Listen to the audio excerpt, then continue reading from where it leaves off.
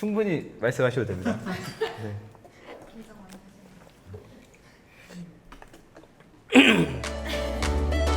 오늘 너무 좀 패널들이 만나서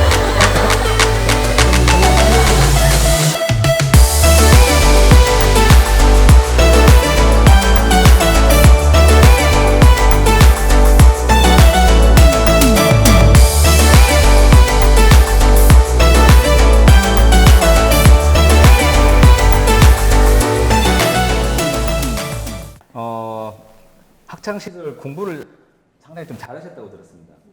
고등학교 때는 지금은 좀 생소한 단어지만 학군 호국단 중대장을 맡고 또 대학교 때는 총학생의 핵심 간부까지 맡았다고 들었습니다. 그 어릴 때부터 좀 리더의 자질이 있어 보이는데 그 학창 시절 이야기 좀 간단히 좀 해주시죠.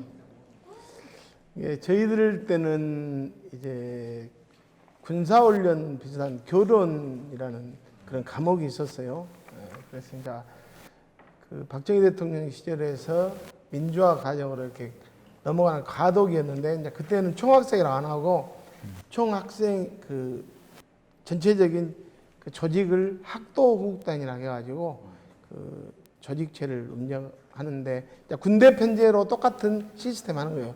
대대장은 학교가 큰 데는 연대장이고 좀 적은 데는 대대장이고 그 다음 중간 간부가 중대장인데 제가 이제 그때 그 중간 간부 격인 5중대장을 했던 건데 그때는 상당히 그 전교에서 10등 안에 들지 않으면 그 간부에 못 뽑힐 정도로 그 정도로 그 어떤 역할을 할 수 있었고 그런 그 과정 속에서 이렇게 지냈던 것을 하고 그때 이제 제가 그 지도력 함량이 좀 많이 됐던 것 같고 그때 운변 연습이라든지 또 그 구령하기 위해서 전체 리더를 해야 되니까 그 하기 위해서 밤늦게까지 산에 올라가서 이렇게 구령 연습했던 그런 기억도 나고 그런데 그것이 제 인생의 어떤 터닝 포인트 정도. 나 혼자만의 지도자의 길을 갈 수 있는 기본적인 어떤 발판이 되지 않았나 그렇게 생각합니다. 그 정도까지인지는 몰랐습니다. 해고 출신이시죠? 아니 저는 네. 이제 그 아까 우리 패널들이 좋은 이야기 하셨는데 그 영광 공업고등학교인 전신 그리고 영광 실업고등학교의 전신 영광 종합고등학교 저는 네네. 출신입니다. 그 자리가 지금 그 전에는 실고 그 전에 영광 종합고등학교 영광고등학교 출신으로 이렇게 바뀌었는데 지금은 완전히 시스템이 학교 시스템이 반대 방향으로 놓여 있었잖아요. 근데 지금은 그 반대 방향으로 저 앞을 보고 이렇게 놓여 있었고 지금도 아침에 저희 어부인을 이렇게 출근시키면서 갈 때마다 학창 시절에 그때가 늘 생각나고 한 번도 우리 아내에게는 그런 이야기를 안 했지만 늘 아침마다 그 정말 힘들었던 시기잖아요. 그때는 그래서 그 생각이 늘 납니다. 재밌는 질문입니다. 그 중학교 때부터 교회하고 단체 활동을 주도하셨다고 들었습니다. 유학생들한테 인기가 당연히 많았겠죠. 저기 사모님 계셔서 참 질문하기 곤란한데 글도 상당히 잘 쓰실 것 같은데. 감사합니다. 네, 근데 연애 편지를 수백 통을 친구가 대필해 줬어요. 본인이 쓰신 게 아니고. 네. 물론 그 친구분이 약간 과정은 있겠죠. 수백 통을 쓰지는 않았을 것 같은데 어쨌든 그 내막을 좀 설명을 좀 해주시죠. 아니 집요하게 어떻게 그런 이야기를 부모님 얼굴 계신 것 같아요.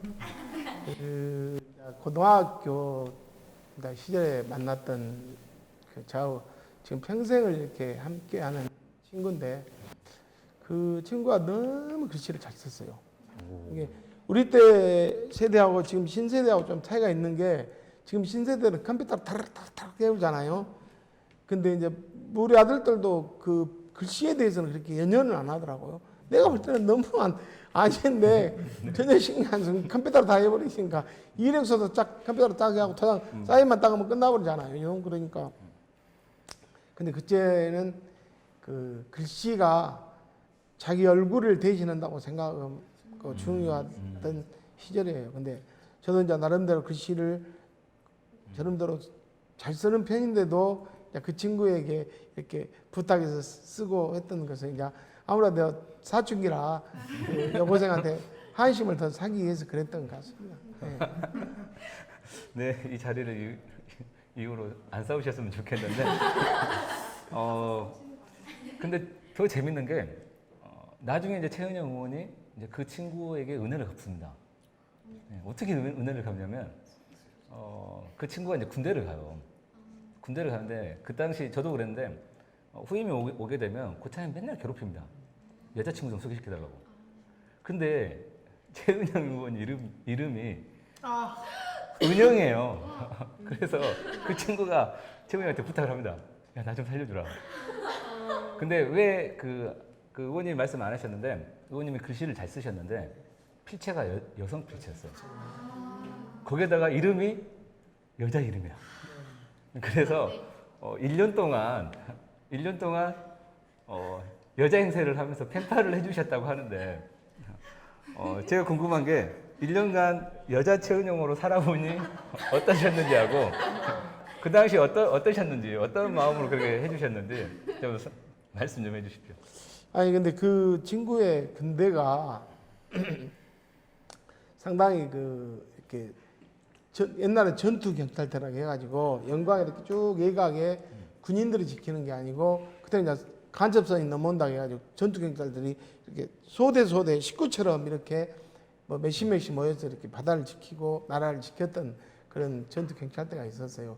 거기에 이제 배속됐던 친구인데 아무래도 적은 숫자가 이렇게 살다 보니까 그런 부분들이 많이 있고 또 그런 옛날에는 그 고참들의 괴롭힘이라는 것은 저도 군대생을 다녀왔지만 너무너무 부대가 크면 클수록 괴롭힘이 적은데 적으면 적을수록 힘들잖아요. 그런데 어느 날 그 쫄병 때 나와가지고 저희 방에 와서 자면서 너무 힘들다고 고참 몇 명 있는데 자기를 너무 괴롭힌다고 말한 게 어느 날 들어가면서 어느 날 편지가 오면 거기에 대응해서 답장을 좀 해주라 이렇게 된 거예요. 그래서 이제 그 편지가 왔는데 지금도 좀 기억나는 것은 그 정태일을 통해 아이고 저 연장이 죄송합니다. 은영 씨를 소개받았다고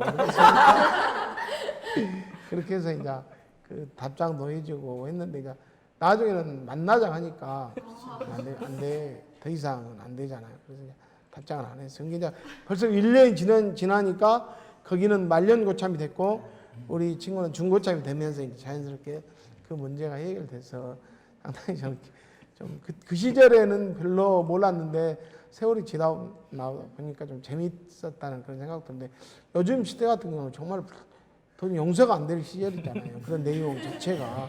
근데 이제 그 시절에는 그런 아름다운 추억도 있었습니다. 혹시 그 아까 말씀하셨는데 그 저희도 그런 기억이 많아요. 저희도 그 좋아하는 그 여자친구에게 그 편지를 쓰면서 날 새기도 하고 또 그 편지에 그 19절도 인용하기도 하고 정말 그 노래 가사에 그런 게 있잖아요. 그 쓰다가 아침 되면 또 너무 유치해서 찢어버리기도 하고. 근데 제가 궁금했던 건 1년 동안 그 여자 최은영으로 살면서 왜냐면 그 살진 않았지만 그 편지를 쓰면서 거기서 또 어떤 내용이 왔고 또 어떻게 또 답장을 그 받아 쓰셨는지 그 혹시 기억나는 구절이 혹시 있으시면 한 구절만 좀. 이제 그런 내용을 기억하기가 좀 힘든 것은 네. 저기는 이제 수동형으로 답장을 했기 때문에 이제 내가 어떤 것을 기획을 해서 답장을 한다든지 또는 하면 기억을 할 수도 있고 어떤 그렇죠. 내용들이 많이 남아 있을 건데 거기서 하는 내용에 이렇게 맞춰서 보내주기도 하고 또 중요한 것은 자주 만나자 할 때 그 변명으로 못 만나는 그런 그 고통은 좀 있었던 것 같아요. 지금 생각해 보니까. 지금 생각해 보면 그 남자들은 원래 그래요. 남자들은 그 상대가 적극적으로 오면 오히려 더 거부 반응 일으키는데 이렇게 살짝 피하면서 거리를 약간씩 간격을 주면 더 조바심이 나고 더 적극적으로 대시할 수도 있거든요. 나중에 이 친구분이 그랬는데 1년 뒤에 그 발칵이 돼가지고 돼지게 맞았답니다. 정말로. 제가 궁금했는데. 네. 응징을 받아야죠, 당연히. 근데 학창 시절에 학교 축구 주전 대표로도 뛰시고 그리고 지금 그 영광군 탁구협회 문상철 회장님이나 뭐 그분들하고 되게 정말 탁구 잘 치시는데 호적수로 벌레 많고 정말 운동을 잘하셨대요. 근데 그 모습 보면 그렇게 보이시나요? 저도 몇 번을 물어봤어요. 설마 정말 그렇습니까? 했더니 정말 학창 시절 때 운동을 잘하셨대요. 네. 그 정말 잘하셨는지 한번 국민들한테 좀 사실 좀 말해주시죠. 저는 그 탁구를 가장 제 신체 중에서 잘했던 운동이고요. 늘 그 탁구 선수 한번 해봤으면 하는 것이 제 꿈이었어요. 젊을 때 탁구를 그 정도로 순발력과 그 스피드를 요하는 그런 운동이기 때문에 뭐 이렇게 아마추어, 그러니까 제가 말하는 아마추어는 뭐 우리들끼리 쳐서 저한테 상대할 수 있는 사람을 만나보지는 못했고, 선수 생활하는 사람들은 이제 제가 또 게임이 안 되잖아요. 선수는 그 전문적으로 친 사람들이기 때문에. 그래서 우리 영광은 그 시절에 영광초등학교가 탁구를 키웠고, 영광고등학교 탁구를 키웠고, 회룡 중학교 탁구가 있었습니다. 그래서 이제 우리 시절에는 탁구가 상당히 붐을 이뤘던 그런 시절인데, 탁구장도 영광군이가 이렇게 개인적으로 이렇게 가서 지금처럼 이렇게 운동할 수 있는 탁구장이 있었고, 그 시절에는.